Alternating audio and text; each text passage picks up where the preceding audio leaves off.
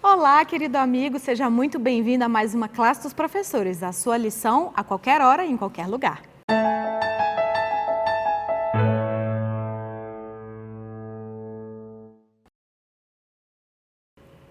Estamos aqui juntos hoje para iniciarmos o estudo de mais uma lição em mais um trimestre e o título da lição desse trimestre é O Livro do Começo. Nós vamos estudar o livro de Gênesis e as suas histórias maravilhosas. Mas antes da gente começar, a gente tem novidade para você. Você deve ter percebido que a nossa produção conseguiu essas canecas maravilhosas, personalizadas da classe dos professores, e essa caneca pode ser sua. Como que você pode conseguir uma caneca dessa? A notícia boa é que, além de conseguir, você ajuda a gente a divulgar a classe dos professores. Você sabe criar uma lista de transmissão no WhatsApp? Se você não sabe, você vai aprender agora. Então, abrindo o seu WhatsApp, você clica nos 3 pontinhos que ficam ali no canto superior direito e vai abrir uma lista. E um dos itens da lista é Nova Transmissão. Clicando nessa lista, você vai ter acesso aos seus contatos salvos no seu celular. Você pode ir selecionando vários contatos, você pode selecionar até 250, e quando você termina de criar a sua lista de transmissão, você clica nesse certinho verdinho aqui no canto inferior direito e a sua lista de transmissão vai estar formada. Aí você consegue entrar no seu YouTube, colocar aqui embaixo na setinha compartilhar com seus contatos e selecionar a sua lista de transmissão e mandar para os seus amigos a classe dos professores. Quando você fizer isso, você pode tirar uma foto, um print da sua lista de transmissão formada ou fazer um vídeo da sua lista de transmissão e mandar para o endereço que está aqui embaixo na sua tela. As 10 primeiras pessoas que mandarem um vídeo ou uma foto da lista de transmissão formada vão receber uma caneca especial personalizada da classe dos professores para você usar e você está sempre juntinho da gente. E vocês sabem que vocês são extremamente especiais para nós. E a gente sempre gosta de agradecer algumas pessoas que estão sempre nos acompanhando e deixando comentários aqui embaixo nos vídeos. E essa semana eu gostaria de mandar um abraço especial para a Alcida Baeira, que está nos acompanhando de Moçambique, o Ernesto Eugênio, que também é lá de Moçambique, e a Maria José Avelar, que nos acompanha de Planaltina. Ela comentou aqui, falou que está toda semana acompanhando, que assiste, e por coincidência ela é mãe do nosso querido pastor, o pastor Wesley Avelar, que vai ser nosso professor aqui hoje. Muito obrigada pelos comentários de vocês. E todos vocês são muito especiais. É claro que a gente não tem, infelizmente, tempo de ler todos os nomes, mas a sua presença é muito importante. Nós lemos todos os comentários, nós oramos por todos os pedidos de oração. Então, se você quer ajudar a gente a divulgar a classe dos professores, curte nesse joinha que está aqui embaixo do vídeo, compartilha com seus contatos, monta a sua listinha de transmissão e manda para a gente. E deixa o seu comentário aqui embaixo, falando de onde você está nos acompanhando. Compartilha o seu pensamento, as suas opiniões, aquilo que você aprendeu sobre a lição dessa semana. E se você tiver um pedido de oração especial, coloca aqui embaixo também. Se você ainda não é inscrito no canal, se inscreva e ative o sininho das notificações. Ativando o sininho, toda vez que tiver um conteúdo novo, você vai ficar sabendo e você vai poder assistir. Então, para a gente começar, eu gostaria de apresentar os nossos professores. Aqui à minha direita nós temos o Gilson. Seja muito bem-vindo, Gilson. Não tão novo, mas sempre um prazer estar aqui. O Gilson é membro aqui da Igreja Adventista do Lago Sul. A Cris, seja muito bem-vinda, Cris. Obrigada. Nós importamos a Cris de outro grupo, ela foi, a nossa grande aquisição desse trimestre. E à nossa extrema direita nós temos o pastor Wesley Avelar. Seja muito bem-vindo, pastor. Jéssica, amigos, queridos que estão nos acompanhando, é uma alegria estar aqui com vocês nessa classe dos professores. O pastor Wesley é o nosso pastor aqui da Igreja Adventista do Lago Sul. Então, antes da gente começar o estudo da lição, eu gostaria de pedir para o Gilson fazer uma oração para nós. Ok, vamos orar. Pai que está nos céus, agradecemos, Senhor, mais essa oportunidade de um novo trimestre, uma nova lição, podermos estudar das maravilhas da Tua criação, do que nos formaste, o plano divino para nós. Para isso, Senhor, nos ajuda a cada dia, para que possamos andar nos Teus caminhos, fazer a Tua vontade e nos prepararmos para a Tua breve volta. É o que pedimos e agradecemos por Jesus. Amém. Amém. Amém. Então, vamos começar o estudo da nossa lição. Estamos começando a lição de número 1 e a lição desta semana tem como título A Criação. A lição dessa semana vai tratar sobre a criação da terra, dos homens, dos animais, a origem do sábado, né, e de todo o seu significado. E a lição começa falando sobre duas características de Deus, que são a transcendência e a imanência de Deus, né? E para a gente é meio difícil entender como que um Deus consegue ser um Deus transcendente e distante e ao mesmo tempo um Deus imanente e próximo do ser humano. Pastor, o senhor poderia ajudar a gente a entender dentro, né, da nossa capacidade humana essas características da transcendência e da imanência de Deus? Jéssica, essa é uma parte interessante a respeito de Deus. Uma vez que você está diante de um Deus tão maravilhoso e tão poderoso, o próximo ato do ser humano, o que se espera, é justamente a adoração. Uma adoração verdadeira, baseada no temor e na reverência. E aí, então, nós temos essas duas características que parecem ser antagônicas, mas elas, na verdade, se complementam. Então, Deus, Ele é transcendente, Ele está distante de tudo aquilo que conhecemos, daquilo que podemos entender ou colocar numa lâmina e dissecar, mas, ao mesmo tempo, Ele está bem próximo de nós. Deus, Ele é transcendente, porque Ele é o Elohim, o Supremo, mas também Ele é imanente, porque Ele é um Deus pessoal e que quer se relacionar conosco. Que lindo, né? A gente tem um Deus que é ao mesmo tempo o grande Deus, criador de todo o universo e mantenedor, né, de todo o universo. Eu sofro para criar uma planta, né? Para deixar a planta viva, para mim já é difícil. E a gente tem um Deus que cuida não só do nosso mundo, do nosso planeta, de todas as vidas do planeta, tanto as vidas humanas, animais, vegetais, e não só do nosso planeta, né? De todo um universo com incontáveis mundos e seres. E ao mesmo tempo é um Deus que está próximo de nós, né? Que nos conhece cada característica, cada anseio do nosso coração. E aí, continuando, né, o nosso estudo, todo mundo que lê o relato da criação, né, a gente conhece, né, desde pequenininho, aqueles que são criados dentro da igreja, né, com pais, né, religiosos, a gente escuta a história da criação, que ao final de cada dia, Deus criava tal coisa, no final Deus olhava e dizia que aquilo era bom, via que era bom. E aí, ao final da criação do homem, na sexta-feira, Deus olhou para o homem e para toda a criação e viu que aquilo era muito bom.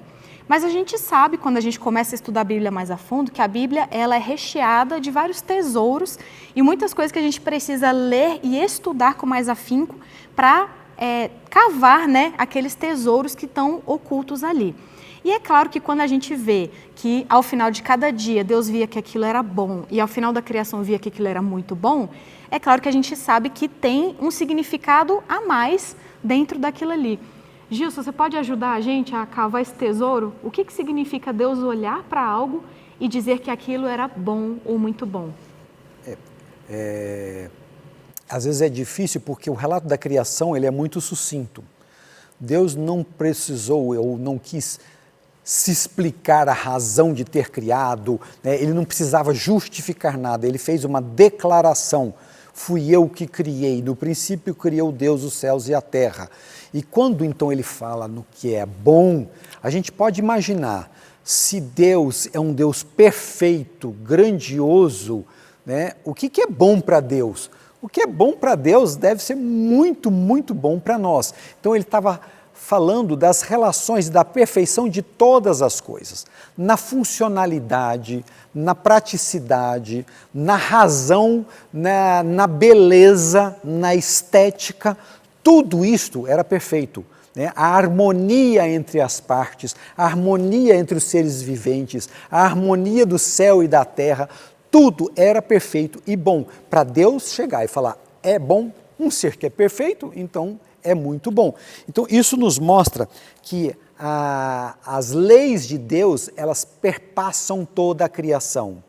Existe a lei da beleza, existe a lei da harmonia, existe a lei do relacionamento, tudo existe uma lei dada por Deus, quer no mundo do relacionamento humano e dos animais, entre o homem e os animais entre o homem, entre os animais e os animais, entre a natureza inanimada, são as leis físicas, tudo isso foi criado e tudo era perfeito. Então ele colocou aqui o termo bom, tov, né? Então era perfeito.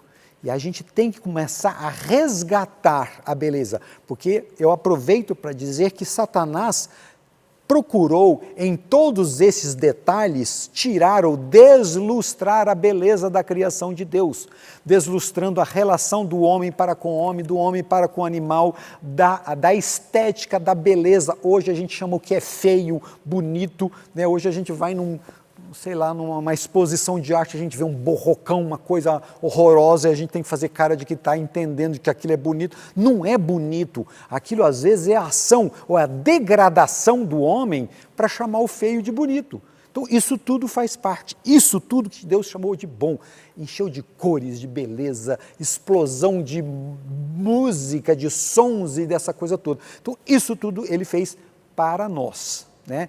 Esta beleza, você tem que prestar atenção, que esta beleza teve uma razão. Ele fez para a alegria do ser humano.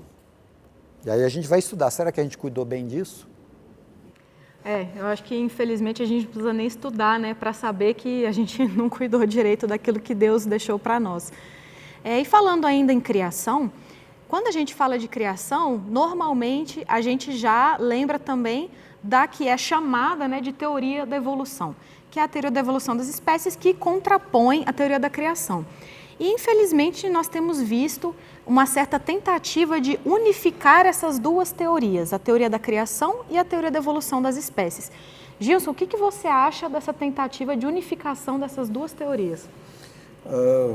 Não existe união entre luz e trevas, né? Simplesmente não tem como, porque elas são diametralmente opostas. Uma diz, Deus intencionalmente criou, num ato da sua vontade, da expressão do seu amor, Ele criou. Outro diz, apareceu, surgiu, do nada, né? E a gente tem visto no decorrer dos séculos que do nada, nada se faz, né? Tem a frase ex nihilo nihil fit. Isso Pasteur já havia provado, mas as pessoas insistem para dizer de que isto seria uma grande ciência de que do nada se fez alguma coisa. É tão absurda essa teoria, né, que aliás não é nem uma teoria, isso é uma cosmovisão, porque você não consegue provar, né? Então é uma coisa absolutamente absurda. E pior ainda é quando você tenta casar as duas coisas. Então você não satisfaz nem ao poder de Deus e nem a dita ciência que quer provar que do nada se fez alguma coisa. Então essas coisas não dá para misturar, não tem razão, não existe lógica absolutamente nenhuma disso. Nós acreditamos que sim, por um ato da vontade de Deus, nós viemos a existir, né? O que é complexo, superior, supremo, fez as criaturas, e não do que o nada evoluiu para uma complexidade absurda, né? Inclusive negando as próprias leis da física, da termodinâmica, de uma série de coisas, né? Da entropia, do nada se chegou a um ser ultra complexo. Isso não tem lógica nenhuma. Inclusive essa é a teoria do relojoeiro, né? Que é muito famosa. Você que não conhece, que ainda não estudou sobre esse tema, a Casa Publicadora Brasileira tem uma vasta coleção de livros que abordam o tema da criação. Nós temos aqui em Brasília a sede, né, o nosso Museu da Sociedade Criacionista Brasileira. Então, se você gostaria de conhecer e aprender mais sobre esse tema, consulte, veja na internet, você vai ver que nós temos uma coleção de livros que falam sobre o tema, que explicam a teoria da criação. Porque muitas vezes também as pessoas não entendem exatamente o que é a teoria da criação. Existe uma diferença entre macroevolução e microevolução. A macroevolução é a teoria da evolução das espécies, que as espécies foram sofrendo pequenas transformações e modificações e mutações para adaptação, que levaram a grandes transformações de uma espécie para outra espécie. A teoria da criação, ela não nega a microevolução. Nós cremos que Deus, em sua presciência, criou seres com a capacidade de mutação para adaptação, mas não com a capacidade de mudança para transformação de uma espécie em outra. E é muito importante a gente entender o porquê nós acreditamos em determinadas coisas.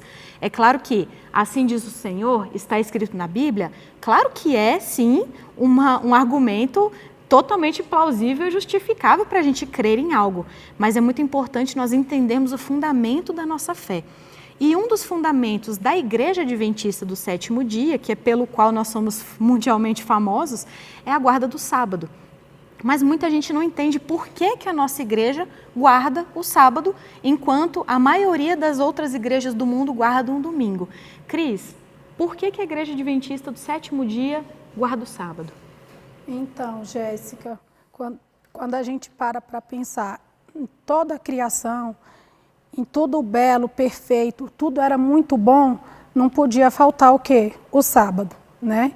O sábado é ali o auge da criação. É quando Deus termina tudo e ele vê que está tudo muito bom, ele então procura o quê? Descansar. Mas eu pergunto para você, Deus se cansa? Deus, ele é um Deus que cansa? O porquê que ele descansou? Né? Primeiro, a gente acredita que para deixar o exemplo para a gente, né? Porque ele não estava cansado. E depois, porque era um momento que ele queria estar com as suas criaturas, né? Era um momento que ele queria ficar com o que ele criou, com o que ele achou muito bom, né? E era um momento de relacionamento. Então, hoje, nós temos esse momento de relacionamento, né? E algumas pessoas falam, né? Ah, mas não faz nada no sábado, você não faz nada no sábado. E não é bem assim. O sábado é um dia para a gente lembrar, é um memorial da criação. É o dia que a gente tem para lembrar e ficar junto do nosso Criador, pensando em tudo que Ele criou e tudo o quanto é bom. Quando a gente guarda o sábado, a gente está declarando para Jesus o quê? Que a gente concorda com o que Ele fez, que o que Ele fez, tudo o que Ele criou para nós é muito bom. E nós concordamos com Ele e queremos ficar com Deus, né? Então, mais do que um dia de guarda, o sábado para nós é um sinal de fidelidade a Deus, né? Nós estamos demonstrando fidelidade ao nosso Criador quando nós decidimos parar naquele dia de todas as nossas atividades, de todas as nossas atribulações da semana. E a gente então a gente para se atentar ao que Deus criou, nós estamos dizendo, Senhor, nós acreditamos, nós confiamos e a criação, sim, foi muito bom. Posso colocar só uma contribuição? É interessante que o sábado foi colocado na criação, antes que existisse o povo de Israel e antes que existisse o pecado. Então não é uma questão de tempo da lei e tempo da graça. Isso não tem razão nenhuma, sabe? Isso é tipo de uma argumentação tão pífia. Ah, porque eu não estou debaixo da lei, estou debaixo da graça. Na criação existia isso? Não existia. Ah, isso é para o povo judeu. Existia povo judeu na criação? Não existia. Então, isso é uma coisa eterna, é um símbolo eterno.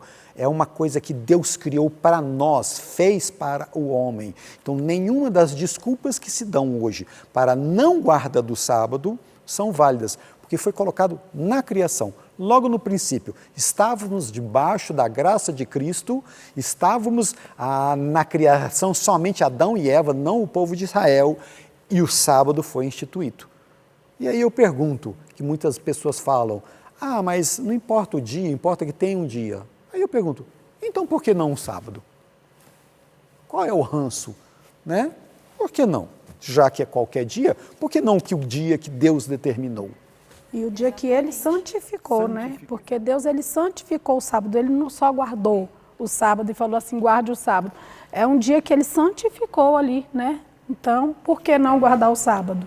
E é interessante que Deus é muito didático, né? Quando a gente vai lá para frente, né, no Êxodo, quando o povo de Israel recebe, né, o povo no deserto recebe os 10 mandamentos escritos em pedra e, diga-se de passagem, né, a única parte da Bíblia que foi escrita pelo próprio Deus com a sua mão, com o seu dedo na pedra, foram os 10 mandamentos. E tudo que Deus faz tem um significado.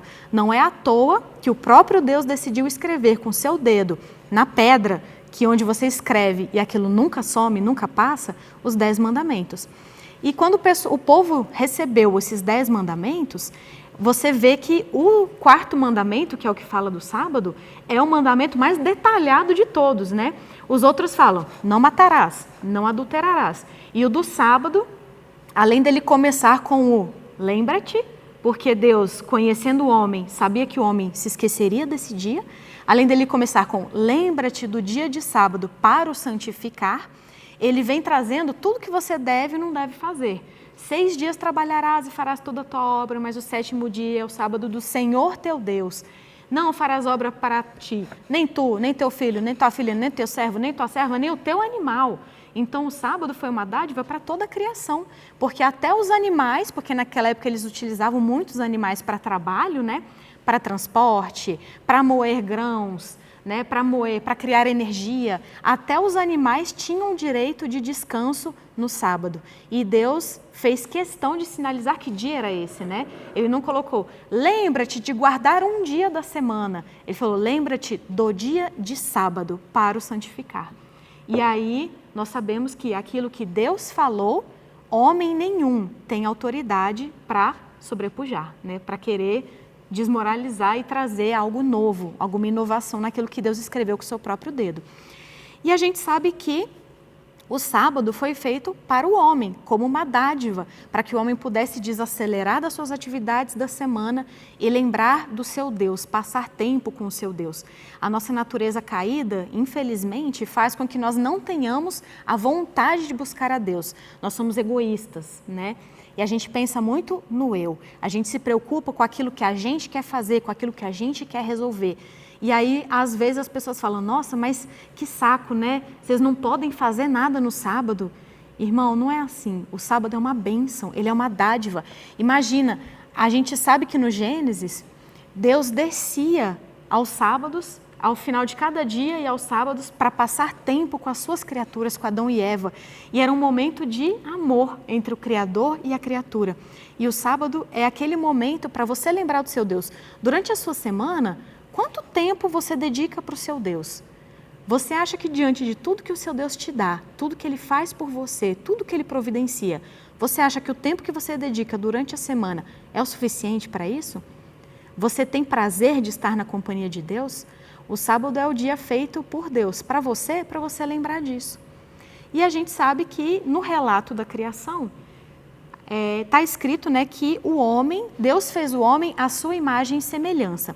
E existe um certo debate acerca disso, né? O que significa a sua imagem e semelhança? Alguns defendem que isso quer dizer, num sentido mais sentimental, que o homem teria, né, a consciência e a capacidade de ter sentimentos, aquela coisa toda.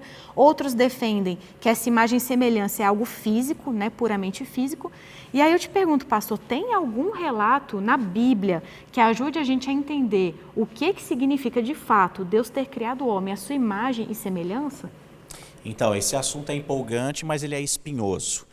Como você mesmo apresentou na pergunta, nós temos pessoas que defendem essa semelhança literal, aqueles que falam dos atributos comunicáveis, transferíveis de Deus, ou seja, o amor, o discernimento, a moralidade, até aqueles, e aqui eu já quero dizer que é um pensamento totalmente errado, que pensam que a partir dessa fala de que fomos criados à imagem, criados à semelhança de Deus, somos como pequenos deuses.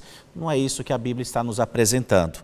Agora, o autor da lição, e aqui eu quero chamar a atenção de vocês, ele afirma que, além de termos a imagem de Deus na função administrativa e espiritual, ele, com base em Gênesis 1, versículo 26, homens e mulheres foram criados à imagem de Deus física e espiritualmente.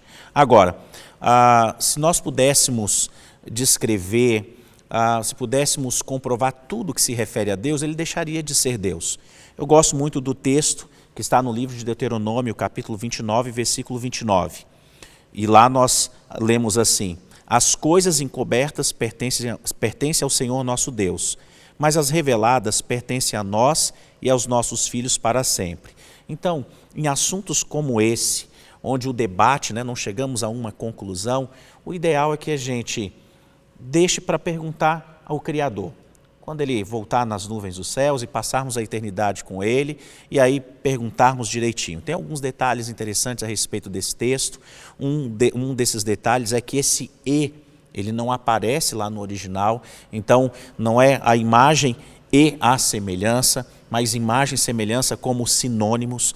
Mas hoje eu diria para o nosso público tão querido, um assunto tão especial quanto esse, deixemos para o momento em que estivermos face a face com o Criador e vamos saber muito mais sobre essa imagem, sobre essa semelhança. Pastor, eu só queria colocar assim, essa questão é bem interessante, que tem coisas que são para Deus, né? E às vezes até mesmo a gente lê alguma coisa e fica se questionando. E aí eu respondo para mim mesma, isso aqui então Deus deixou para que eu tenha vontade de ir para o céu, estar com Ele e perguntar para Ele, porque só lá eu terei a resposta. Então, é um convite para você, só lá você vai ter a resposta. Faça a sua listinha, coloque ali os itens que nós, como teólogos, estudantes, pessoas que amam a Bíblia, não conseguimos responder, porque Deus não deixou tudo tão revelado. E lá a gente vai ter a oportunidade da eternidade de perguntar cada um desses itens para Deus e vai ser muito bom saber dessas informações diretamente da boca do Criador. Com certeza, e a gente tem um Deus sábio, né, que Ele, na sua grande sabedoria, sabe também aquilo que nós temos condições físicas e mentais de entender e de suportar e aquilo que a gente não tem. Eu já tenho a minha listinha lá das coisas que eu quero perguntar. Uma delas é que eu vou pedir para Deus passar um filme da criação, porque o meu livro preferido da Bíblia é o Gênesis. Eu sou da área de saúde, né? E eu gosto muito, eu fico imaginando Deus criando os animais e a relação dos animais com o homem, porque eu, por mim, meu pai sabe, eu teria tudo quanto é bicho que você imaginar na face da terra, eu teria dentro de casa. Meu sonho é ter um tigre. E a minha mãe sempre falou, minha filha, você quer ter um tigre, esse tigre vai te comer. Aí ela fala, espera no céu você pode ter o tigre, não vai ter nada de errado, não vai acontecer nada. Vão ter animais que a gente nem sabia que já existiram, animais novos que Deus vai criar. São tantas coisas que a gente vai descobrir. E uma das coisas que eu vou pedir para Deus é para Deus me mostrar um filme de como que foi a criação. Porque se tem uma coisa que eu tenho uma curiosidade imensa de descobrir, de ver como é que foi, é a criação. E a gente sabe que na criação, Deus colocou o homem para governar sobre o jardim e sobre os animais. E Deus deu 3 presentes especiais para o homem quando Ele criou o jardim. Ele deu o jardim em si, os alimentos que haviam no jardim e a mulher que foi sua companheira.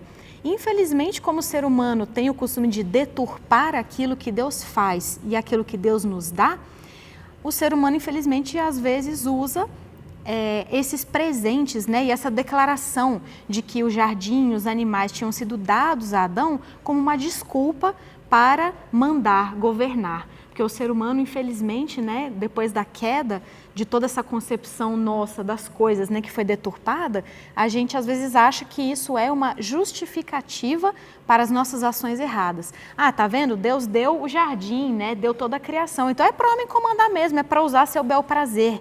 Ele deu o alimento, então é para eu comer o que eu quiser, do jeito que eu quiser. Ele deu a mulher, então eu posso subjugar, né? Eu posso mandar, ela é minha, Deus me deu.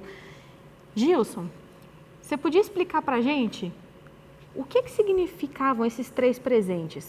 A forma que algumas pessoas veem a dádiva desses 3 presentes, está correta? Bom, a gente tem que fazer uma leitura do Gênesis nessa parte, baseada no pano de fundo da luta entre o bem e o mal.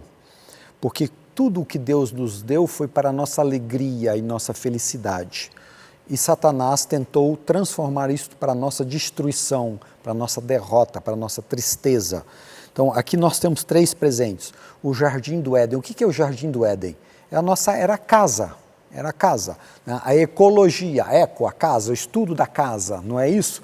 E aí, então, nós deveríamos, o homem foi colocado para cuidar dela como mordomo. Ele era o dono deste mundo desde que estivesse subjugado ao poder e à orientação de Deus. No momento que ele se desligou de Deus, esse dono passou a ser um pesadelo para o mundo, né? É uma coisa que começou já a corroer as relações. Então, já começou a opressão do homem sobre a natureza, do homem sobre os animais, né? Do homem sobre a sua companheira, porque o que foi dado aqui, o homem, né, a casa, o alimento para comer e a companheira, que era sua igual, foi tirado do lado, da costela, que ela era adjutora. Então, essa relação azedou, né? Tudo azedou nas relações do homem, fruto do pecado, das nossas escolhas. Então, hoje se coloca o quê? O movimento ecológico. Desculpe, eu não preciso de movimento ecológico. Se eu tão somente obedecesse às ordens de Deus, eu cuidaria da minha casa, né? Aí vem o feminismo. Não, desculpe, eu não preciso do feminismo. Se eu cuidasse e com a minha coadjutora, com a minha parceira, com a minha mulher, esposa, carne da minha carne, eu não teria relação abusiva com ela e nem ela queria o lugar que é devido do homem, essa briga, né, insana, eu não precisaria disso nada. E agora também o movimento, não, eu sou vegano, eu sou isso, não. Eu obedeço às ordens de Deus. Então, todos esses movimentos que parecem politicamente corretos, mas que às vezes, no fundo, trazem coisas que não são tão interessantes, querendo colocar a responsabilidade sobre outras pessoas, a responsabilidade como se a solução dos problemas fosse esta ideologia, não é. Não fuja das ordens de Deus. Não fuja do que Deus determinou. Ele nos deu o Éden, ou seja, nos deu o mundo para cuidar, Ele nos deu os alimentos para que nós tenhamos saúde e felicidade, Ele nos deu a companheira para que possamos amá-la e cuidar dela. Então, se você restabelecer a sua relação com Deus, todas as outras coisas vão entrar nos eixos. Então, eu não preciso de outras teorias e outras ideologias para me dizer o que Deus já me disse lá na criação. Então, vamos estudar o Gênesis. Aí a gente vai entender o plano de Deus para nós. Com certeza, e a gente observa isso muito no nosso dia a dia, né? Nós temos o relato da dieta original e do estilo de vida que Adão e Eva viviam. E é indiscutível, né? A gente vê, quanto mais próximo a gente busca viver disso, mais saudáveis nós somos, mais felizes e equilibrados nós somos, quando nós tratamos a nossa casa, né, o nosso jardim do Éden, nossa família, nossos animais, tudo aquilo que está sob o nosso cuidado, da forma como deve ser tratado, a gente consegue ver na prática que existe toda uma harmonia, né? Toda uma saúde física, mental e espiritual. E quanto mais a gente se distancia disso, mais a gente começa a ter problemas. Quantos problemas mentais e psicológicos a nossa sociedade enfrenta hoje? Quantas dificuldades, problemas de saúde, doenças. É claro que nós sabemos que muitas doenças já existiam, mas nós não tínhamos conhecimento.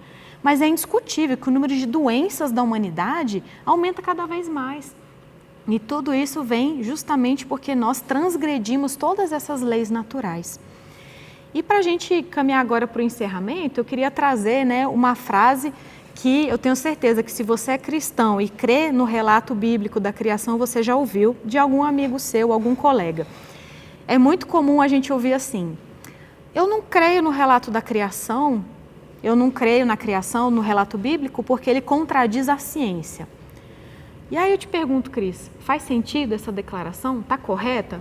Então, Jéssica, eu vou começar lendo aqui o que está na própria lição. Diz assim: a ciência está sempre descobrindo novas maravilhas, mas nada atrás de suas pesquisas que, corretamente compreendido, esteja em conflito com a revelação divina. E é aquilo que vocês acabaram de dizer aí, né? Vamos lá. Agora há estudos, teorias dizendo o quê? Que você tem que se alimentar como? Só de vegetais, frutas, enfim. Mas isso aí não já tinha sido deixado, né? Então, assim, é novo? É alguma coisa nova? Não é. Então, assim, falar que tem sentido dizer que a ciência e a Bíblia, uma contradiz a outra, eu acho que é um grande engano, né? Um grande engano.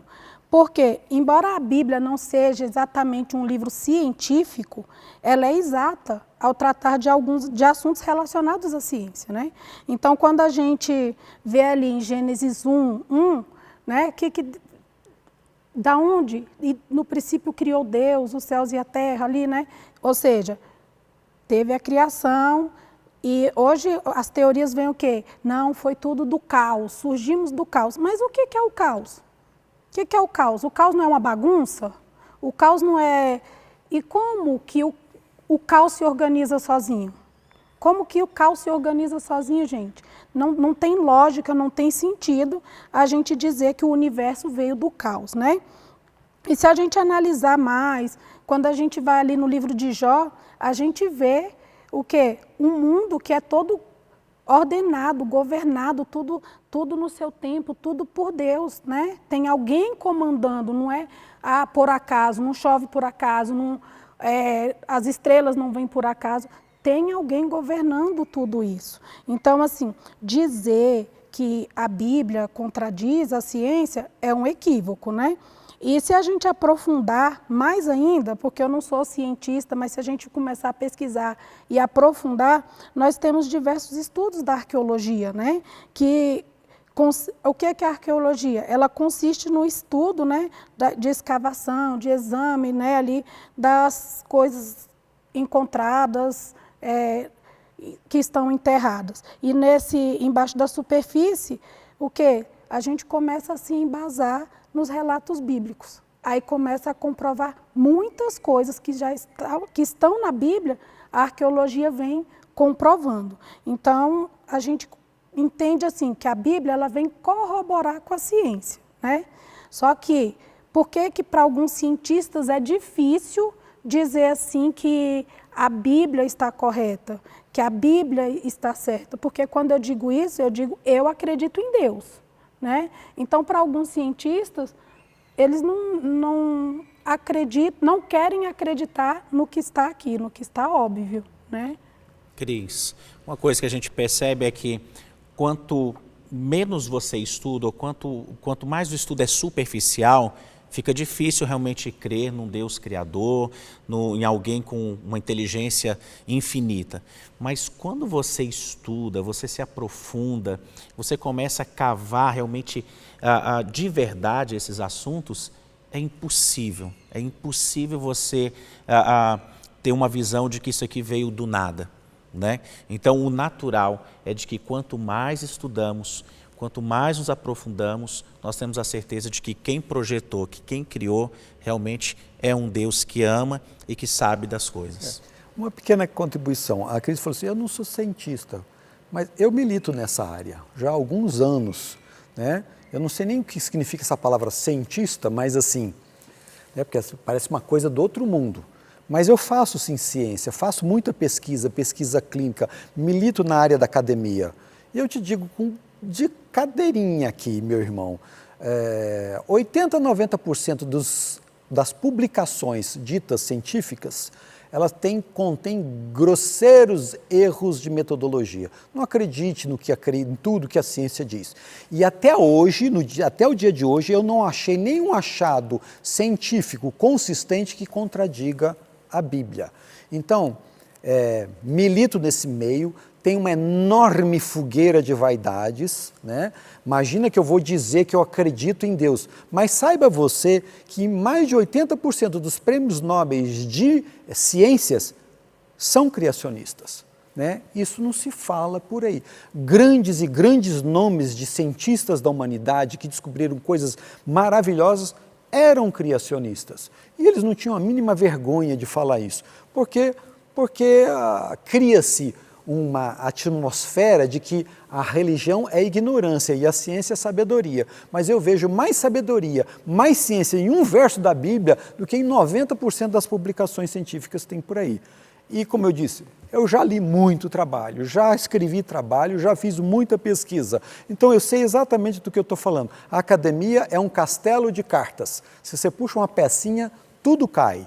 Então eles se sustentam em narrativas. Mas se você vai lá no fundo, ver a consistência científica daquilo, você vê que não tem nada ali por baixo. É uma construção de narrativas e tentativas, né? Então não tenha vergonha. Eu creio sim na Bíblia, eu creio em Deus, eu creio que está exarado nela e não encontrei na ciência nada que contradiga ela.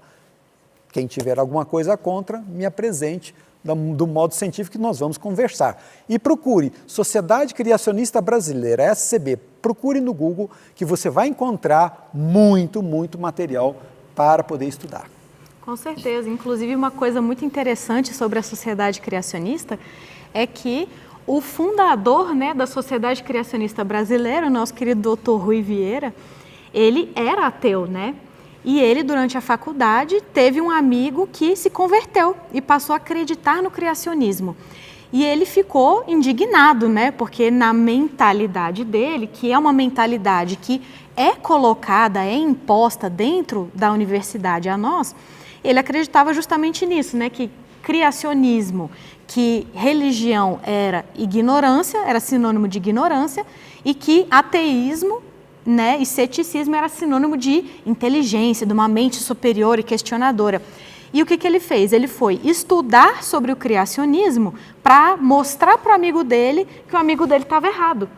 E no fim, ele se tornou criacionista e fundou a Sociedade Criacionista Brasileira. E está até hoje aí, né, ativo sempre na Sociedade Criacionista Brasileira. Então, não tenha medo de estudar. Tá? Não tenha medo de estudar, não tenha medo de ir atrás, porque o Deus que é criador de tudo, que é o Deus criador da ciência, é claro que é um Deus coerente. É claro que assim, nós sabemos que existem sim coisas que a gente tem que aceitar pela fé, mas tem muita coisa que é sim corroborada. E se você se interessa por arqueologia, você pode procurar aí no YouTube o programa Evidências, que é apresentado pelo Dr. Rodrigo Silva, que é arqueólogo, que fala justamente sobre os achados arqueológicos que corroboram as histórias bíblicas. É um programa muito interessante, muito científico e você com certeza vai gostar. E agora que a gente encerrou, né, para a gente terminar aqui, nós encerramos o nosso estudo, para a gente terminar, eu gostaria de pedir então para o pastor Wesley fazer uma oração para nós. Claro, vamos orar. Querido Deus, muito obrigado. Iniciamos esse trimestre já com o coração repleto de alegria, por saber que vamos estudar nessas páginas, nas páginas da Bíblia, da lição, a respeito do Senhor, da sua criação e também sobre a nossa vida e a nossa salvação. Abençoa cada um dos nossos amigos que acompanham a classe dos professores. É a nossa oração em nome de Jesus. Amém. Amém. Muito obrigada pela sua companhia e nós esperamos você semana que vem com a equipe do Rafael aqui para mais uma classe dos professores.